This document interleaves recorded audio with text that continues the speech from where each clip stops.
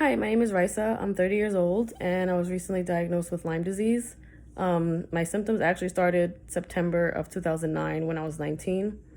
It was basically just really bad migraines with vertigo, and doctors couldn't figure out like what the issue was. I saw numerous doctors and specialists. I had a whole bunch of tests done that all came back negative, and essentially I was just told I had depression, and that's what it was, and I was treated with antidepressants, which over the course of the last 10 years, I was on 3 different antidepressants, and every single dosage that was available in those medications.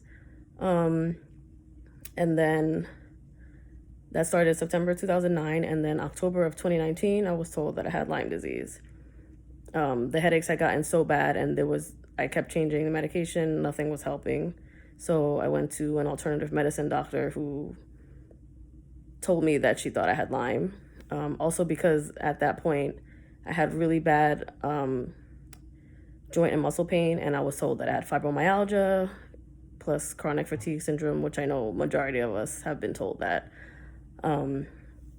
So she tested me for Lyme disease and it came back positive.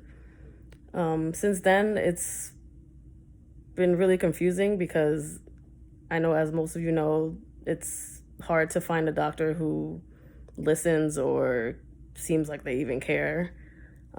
So I joined a support group on Facebook. If anyone is interested, it's literally named Lyme Disease Support Group.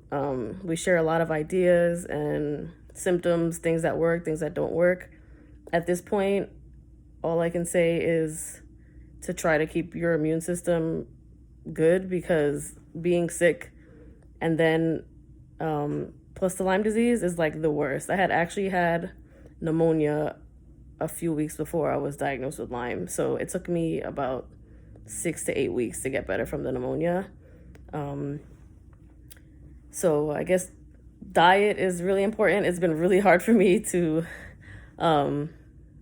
change certain things, but so far I've noticed that sugar, soda, and beef are like the worst things for me.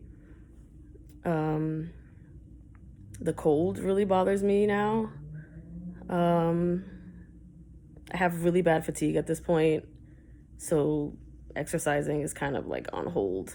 I exercise when I can, which is barely, but I can tell you that I really miss it because I used to exercise about every day before. What else?